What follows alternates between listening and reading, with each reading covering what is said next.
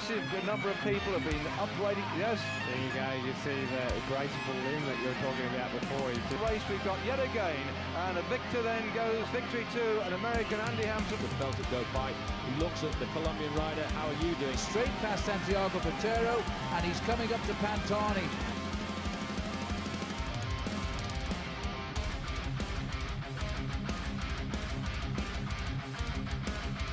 Armstrong is sitting in the last few hundred metres as we come towards the finish of this monumental stage. And Armstrong, as we start to approach the line now, Pantani grits his teeth and accelerates and over the line. Is going now to win stage number 15.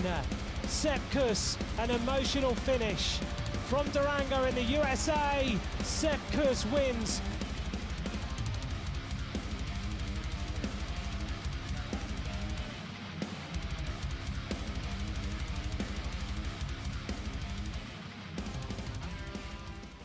Welcome, Between Two Wheels podcast, Tyler Yonke, episode 390.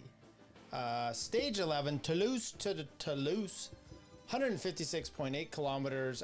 Sorry for a late show. We're going to do a quick one too. A lot of stuff was going on today. Busy day, dinner with wife. It doesn't matter. I saw my team out there riding. We were up in Auburn, my wife and I, and we're leaving a restaurant, and the whole I could see them coming forward, the DDA guys, and I honked at them, drove past to honked at them, missed them. I got to get back on the bike. That's all there is to it. I had a little FOMO going on. Anyways, to Toulouse, stage 11. This is a barn burner. Tomorrow is the big day. But this one had a lot of implications, a lot of interesting things. And what did I tell you? I said this was going to be, well, first I'm like, it's going to be like a Liège type of day. And then I'm like, maybe it's the sprinters. And then I'm back off. And what came down to it was the second to last climb had a pitch of like 20%. Or the last climb, I think it was the last climb, like up to 20% coming to this thing. So it was some brutal finishes, and the teams were all there with the rest day yesterday. They got the chance to ride this thing yesterday because it's just start and finish same town. So the sprinters, I think, understood from the gun they were not going to be a part of this, and therefore it was crazy. Plus, UAE is not in control. EF is, and it even came over the radio at one point today. And one of the teams is like, guys, the Tour de France no longer has rules. Interesting. I heard Brent Brookwalter saying it was anarchy out there. There was no laws. Okay. If you want a real definition of anarchy, it's basically no one above you. It doesn't mean that there's not hierarchy. Hierarchy still plays a part in anarchy and in the Tour de France, even when there's not. So there's still some things that go on. And we had that today, especially at the end. We will talk about that. But here's the stage, Toulouse, Toulouse. They went up and around and had all these, they had a Cat 4 early, and then they had a sprint, intermediate sprint, and then a 4, 4, 4, and a 3. Bang, bang, bang, bang, bang. And it was going to be interesting. Okay, first of all, I said a break is probably going to get up the road. EF is not going to, they're going to want to control it. They want Ben Healy to be in yellow for another day. He wants to go up to Haudacombe.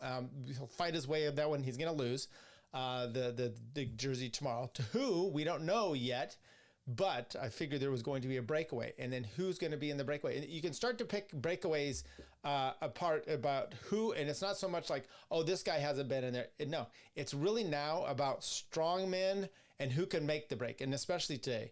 Crazy stuff going on, and I think we'll get right to it.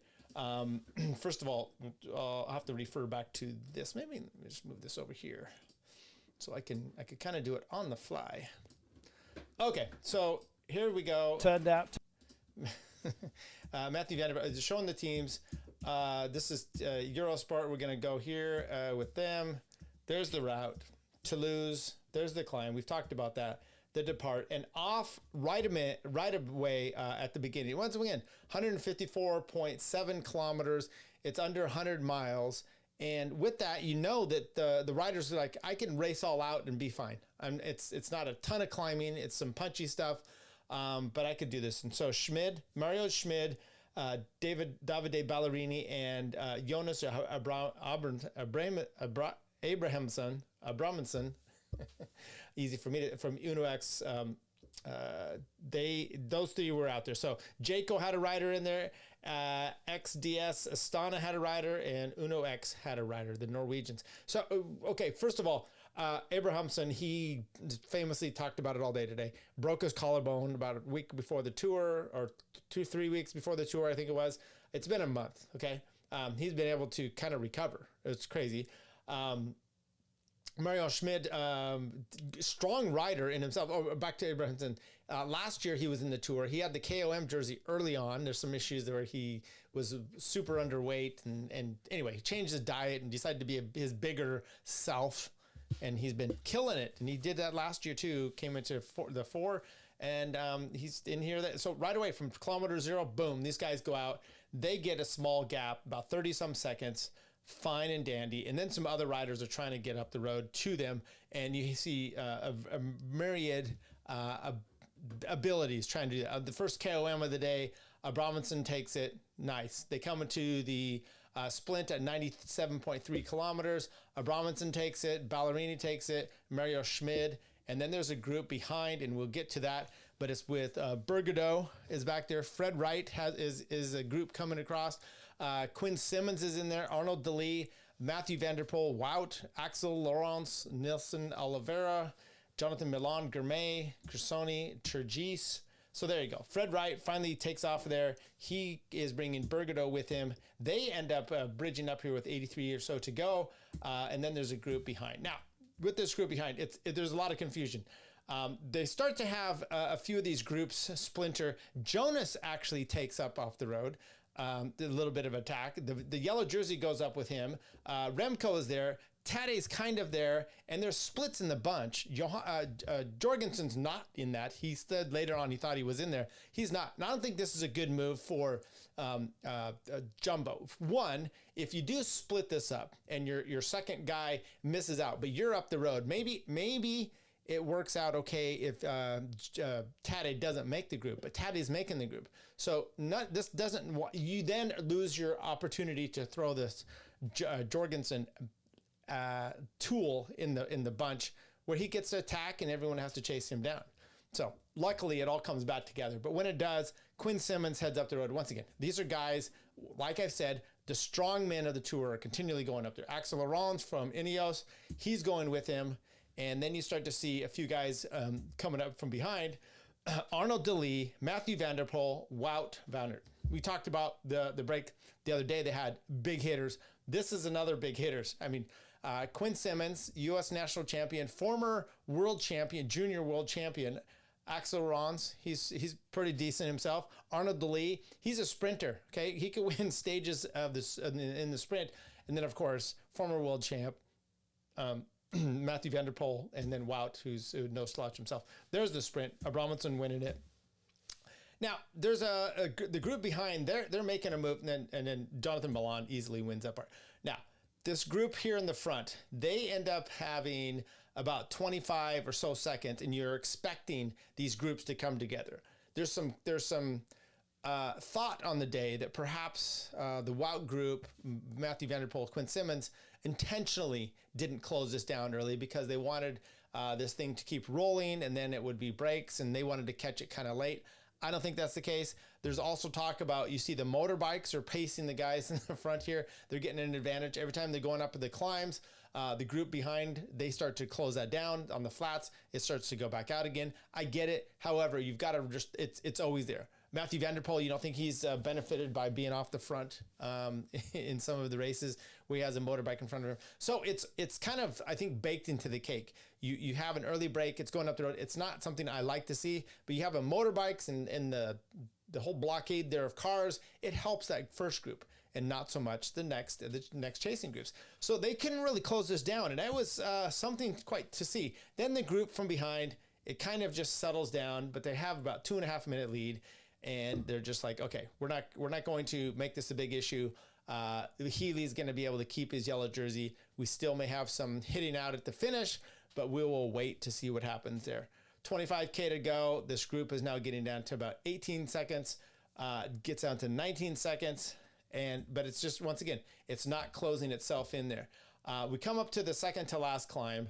They come around there. Some of the riders have been skipping poles, and it looked like Quinn Simmons had been doing that. He throws in a very vicious attack. Now, you've got, once again, these 500 meters here to the top. He's 17 seconds down.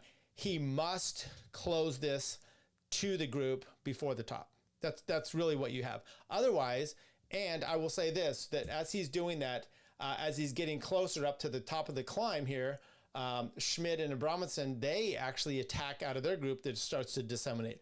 I thought that was brilliant. Not only, the reason it was brilliant is because Quinn Simmons is close to catching him. If he just catches him, he gets to then sit on, and then you've got one more guy in the group. Maybe this group's dynamics are off, and you're 15K to the finish or so. If you attack, though, he may not connect. Or if he does, now he's got to work even harder to get there. You haven't been doing the attacking, so you've already got the advantage of being out in front of the time just from being there. This was a great move. It shattered this group, but these two guys go off the front. Quinn Simmons cannot close this down. He comes through. It looks like he took maybe 10 seconds into that group, but he's only got about 10 seconds into the Wout group, led by Matthew van der Poel. So now you have 22 seconds to Quinn Simmons, who starts to catch up with Fred Wright and a few of these others, Bergadeau, who had been caught, and then the van der Poel group. So you got like 10 seconds. They come up to the last climb of the day. Those two guys are still off the front, Schmid and Abramson, and then you have van der Poel. You look about 40 seconds on here, he throws in a vicious attack. He comes through, he actually goes through Quinn Simmons. Now he's third on the road. There was also interviews I heard where he thought that maybe he was the first. He had gone through some of those front riders, like he was in the front going for the win. I don't know if that's the case. He didn't realize that till about, 5-6 so kilometers to go. Could be true, could be not. However, the yellow jersey is then coming up from behind. They're hitting that last climb, and they are starting to, Healy's trying to hold things together, but Kevin Vauquelin wants nothing to do with this. So he's taking on the attack. Now, everyone's following along with him, which is, you can be expected. Over the top of the climb, Jonas does throw in a little bit of a dig, but nothing comes of it. So we'll hold here. Now, with that in mind, I think it was the second to last climb. Narvaez had been dispensed, Adam Yates, so Tadej is all by himself. He does come together, goes up over the last climb. Once again, same thing. You've got Jorgensen, Jonas in there for Visma. You've got Kevin Vauquelin, like I said, Remco's up there. Tadej's up there, but he has no teammates. Healy is up there. He does have a teammate or so. Tobias Johannesson for Uno X is up there. He's an important name to come to with this, and a few other riders. And you can see this here with the main group. Now, you all of a sudden it pans down to him. 4.2 for the leaders. The yellow jersey group is coming through here, and Kevin Vauquelin's taking a jump on the right side of the road. The guys on the left, Jorgensen and a few others, they start to fear over. Next thing you know, Guy is down on the ground. It's Tadej Pogacar outside the 3 kilometer rule. If there's even an effect for today, his chain comes off. He goes down pretty hard, and we're gonna play over the view here to see what exactly happens. Remember, no teammates with him, so he actually they come up on.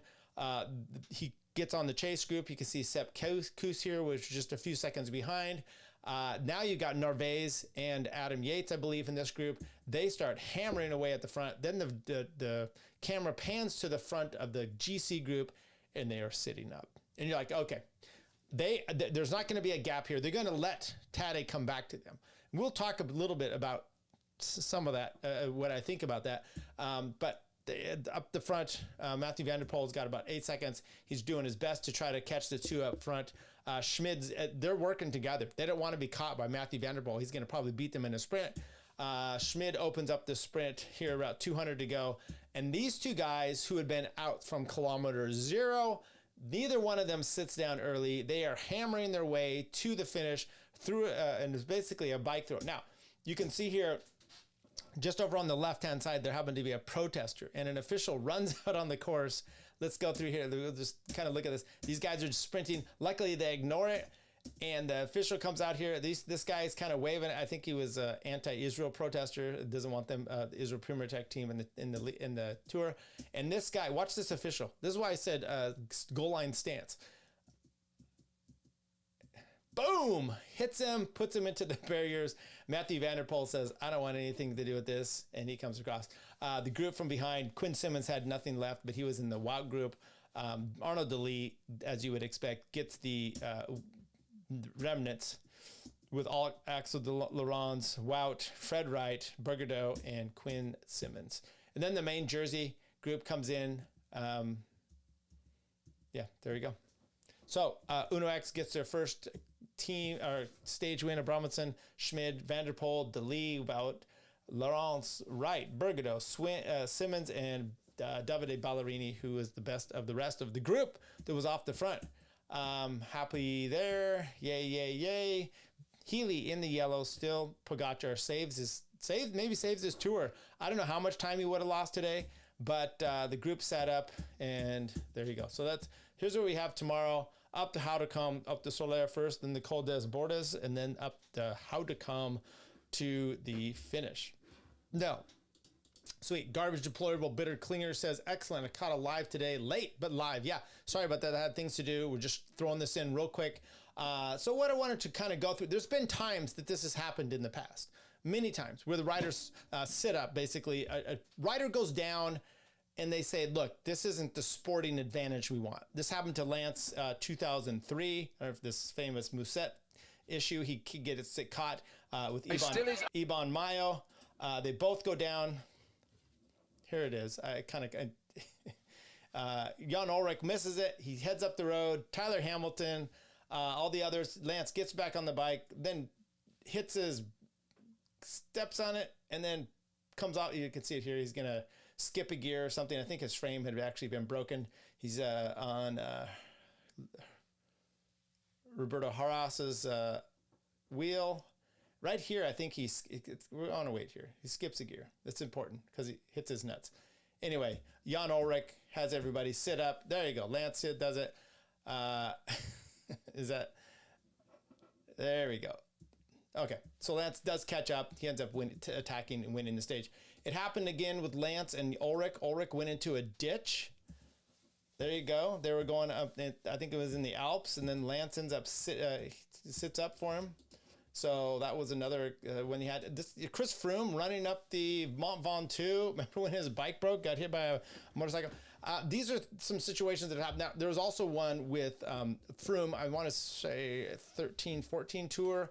He gets a flat, and they were rolling along fine, and the other team sat up for him. Should they have sat up for Tadej today? Sporting-wise, I want to see a closer race, and I say no. They shouldn't have sat up for him. But this isn't how it wants to be. Now, how is Tadej going to be feeling after having crashed and then has the race? You never know what a crash will do. Stage one, Ben O'Connor went down hard, and he said, it took him 10 stages or so. That's up, Victor. 10 stages or so, and he was still having trouble. So you never know what's going to happen with that. Now, I thought we would play at least some few videos here. This is let's start with this one of how the wreck happened.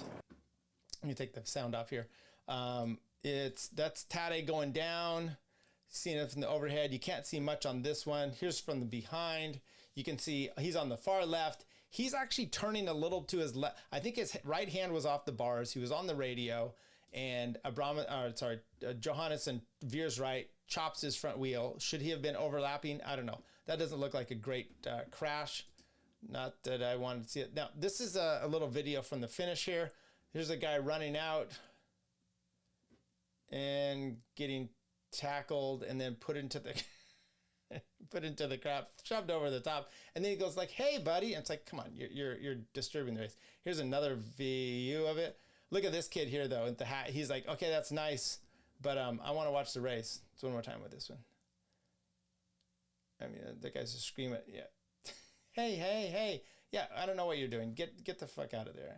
Whether I believe in your case or not. Okay, so here's a little bit of the overhead, and this is the one we could kind of take. Okay, so you have.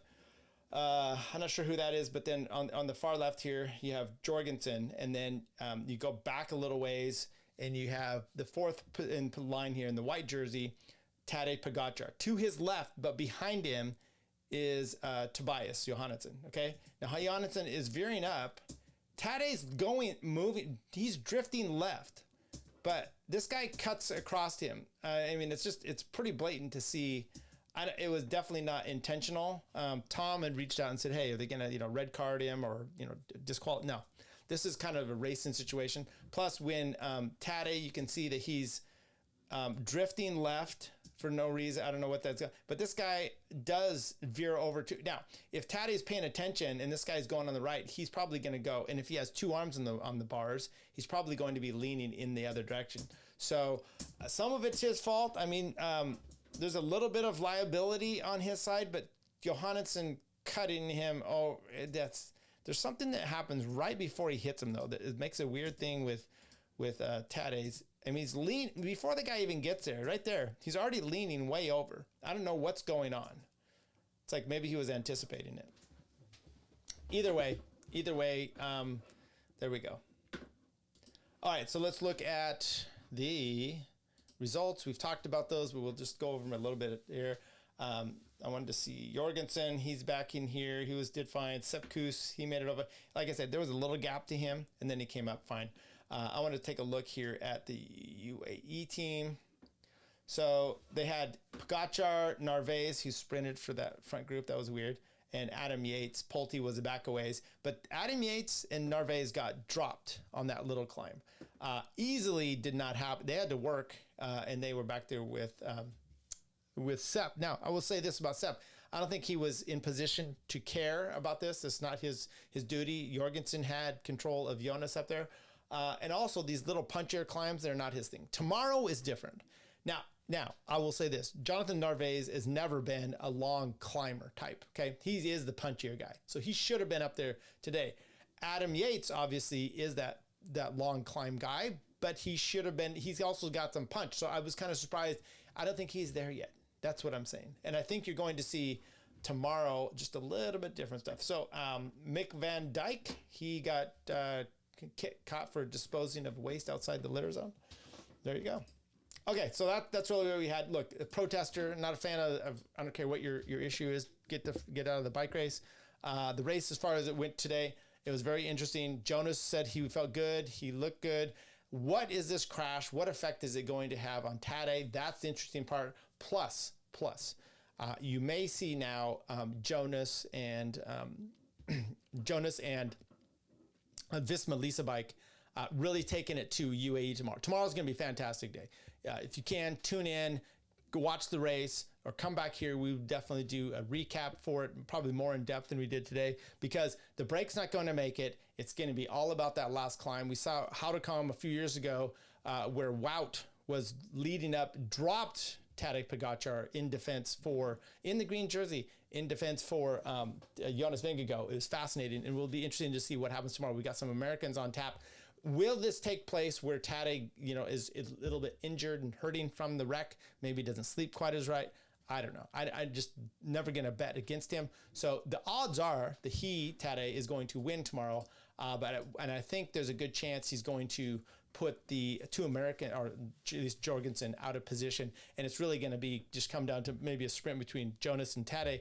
And with that in mind, you're really going to just have the tour is just going to go as it is, but it's going to be between the two.